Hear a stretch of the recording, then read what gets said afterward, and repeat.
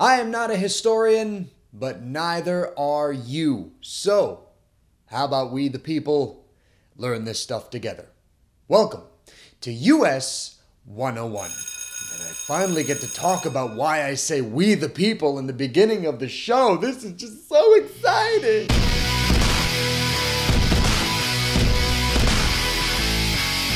On September 17, 1787, the Constitution of these United States was signed by 39 men from 12 states in Philadelphia, Pennsylvania. And 230 years later, that document has been discussed, debated, and dissected ad infinitum. Now, in that previous statement, I said 39 men from 12 states signed the Constitution, but weren't there 13 states at this time? Ah, yes, you know what that means, guys. It's time for another US 101 Fun Facts video!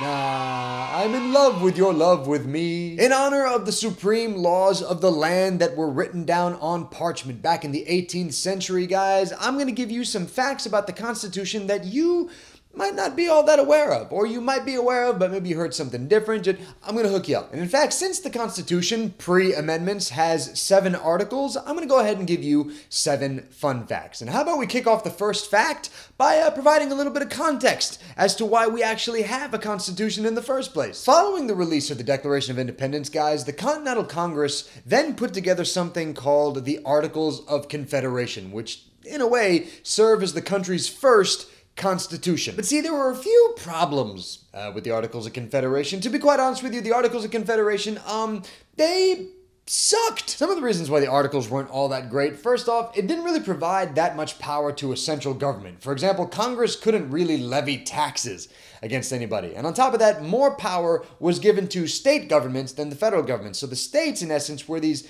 sovereign entities. So while state governments were enjoying all this power, the federal government was kind of off to the side going, hey guys, so we how's it going? We kind of need to raise money, and if you could help us out, that'd be really great. And if state governments didn't want to help the federal government out, they'd pretty much look at them and just tell them to f right off, man. So in 1787, delegates like James Madison, Alexander Hamilton, Patrick Henry, Elbridge Gerry, George Washington, Benjamin Franklin, they decided to all meet up in Philadelphia to revise the Articles of Confederation, to fix those flaws, so to speak. But eventually, behind closed doors, after having had several meetings, they decided, you know what? Let's just start from scratch, man. The Articles of Confederation, not really feeling it. You know, we were in the throes of war at the time. We didn't really know what we were doing. Let's just come up with something brand new. So they went to work on putting together a new constitution. Now, for the Constitutional Convention, 70 delegates from 13 states were invited to attend the convention and to help out in the making of this document. Now, 55 delegates out of those 70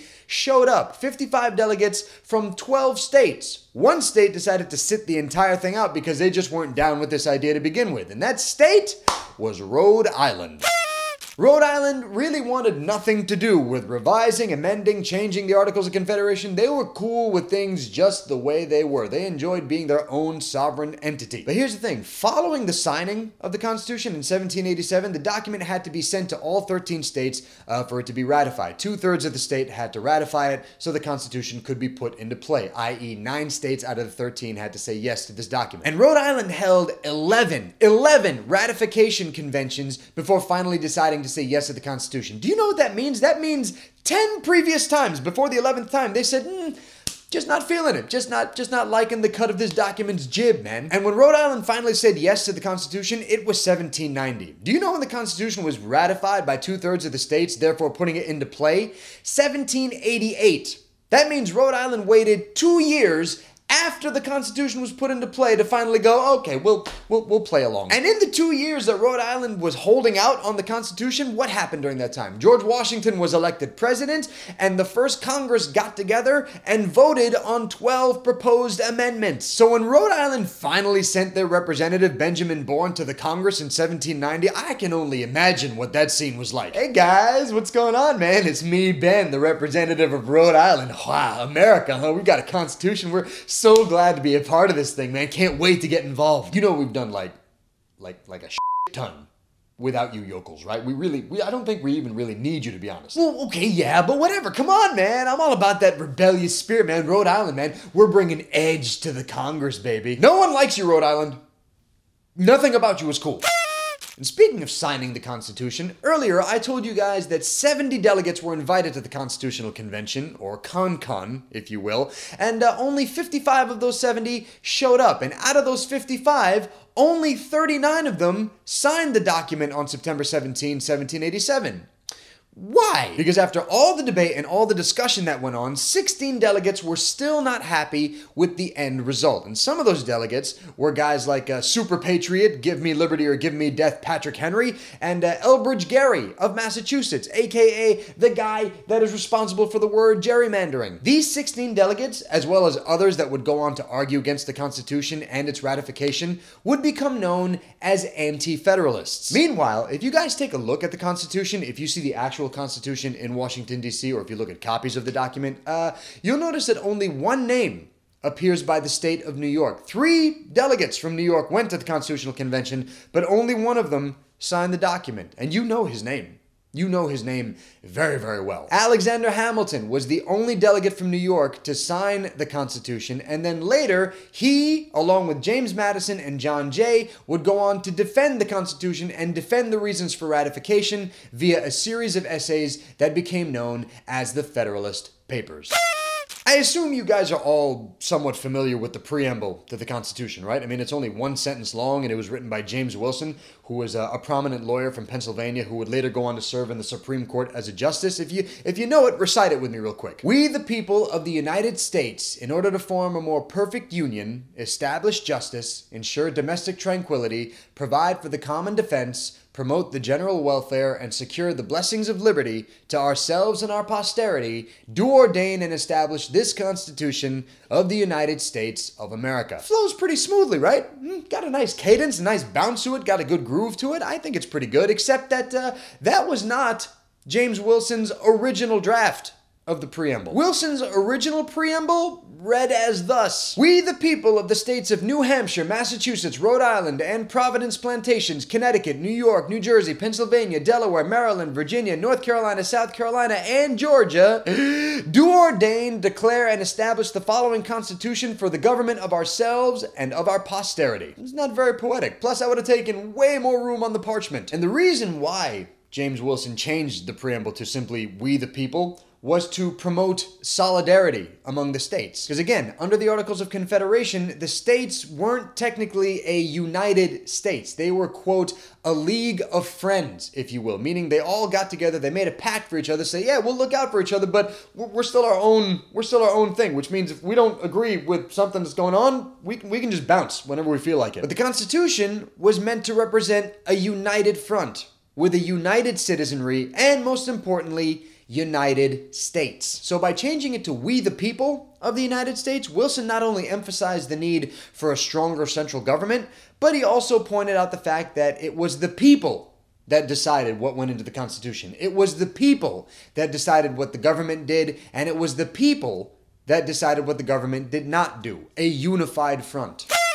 Also, just so you know, guys, there is a glaring spelling error in the Constitution. Well, to be honest, there's actually a few spelling errors in the Constitution. For example, when the word choose appears in the document, it's not spelled C-H-O-O-S-E. It's spelled C-H-U-S-E. So the words choose and choosing, but with a U, appear in the document multiple times. But that's not because the Constitution was written by a first grader. It's because at the time, in 1787, that was the spelling of the word. But one of the worst misspellings in the Constitution actually shows up in a pretty prominent part, in the area where all the signatures are. The word Pennsylvania, which, yes, I agree, it can be a hard state name to spell, is spelled Pennsylvania in the Constitution with one N, not two. Now, like I said, Pennsylvania, yes, it can be a hard state to spell, but not in the Constitution.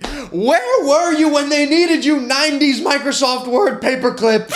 Thanksgiving is a fantastic holiday. Isn't it, guys? It's a time when family gets together to eat, drink, watch football, and have some of the best family fights you'll ever see. And of course, Thanksgiving is a day where we remember when the Pilgrims and the Indians sat down and feasted together in harmony before more white people came to the country and completely decimated the tribes and their culture, right? Not really. It turns out that the first public day of Thanksgiving, which was proclaimed by George Washington on November 26, 1789, was meant as a day for Americans to pray and to give thanks that America had a constitution. So this November, when you guys are getting ready to sit down at that Thanksgiving table and dive into all the goodness that is Thanksgiving dinner, make sure you tell Grandma to recite the preamble first. The Constitution has 27 amendments, guys, and it is quite difficult for an amendment to make it into the Constitution. How do we know this? Because there have been 11,000 amendments proposed that didn't make the cut. For example, in 1846, there was an amendment proposed to elect the president by lottery. I'm not kidding, guys. Here's what was proposed. It was proposed that each state would pick the person that they thought should be president of the United States, okay? And then that person's name would be written on a number of balls equal to the number of congressmen that came from that state. Then once all the balls were collected, they would be put into a giant container, they'd be mixed around a little bit, and then somebody would reach into the container, pull out a ball, and whoever name was on the ball would become president. And your final fun fact, guys, the Constitution is short. And I'm not trying to make a height joke. It is actually a really short document. There's only 4,543 words in the Constitution before the amendments. And that makes it the shortest national constitution ever. Like, there's no other constitution that exists that is shorter than ours. And there you have it, guys. Just some fun facts about the Constitution of the United States that was signed in Philly 230 years ago. And if you guys want to read more fun facts, links down below in the description bar. Go ahead and have a ball. Learn some more stuff. And that is it for this episode, guys. Thank you so much for hanging out with me today, man. I really do appreciate it. And as always, thanks to all of you that have subscribed to the channel. Thank you for watching the videos, for liking them, for sharing them, and for leaving comments in the comment section down below. As always, guys, you can follow US 101 on Facebook, on Instagram, on Twitter. All those links down below in the description box. Guys, I will see you next Tuesday for an all-new episode of US 101. Until then, I am all done. Look at that word right there. Done. That's in the Constitution. That's where I pulled it from. See? Constitution's always been in every episode of US 101. It's a pretty cool document. I mean, except for the whole fugitive slave law thing and, you know, the whole other thing about 3/5 clause. And just, well, you know, nobody's perfect, right?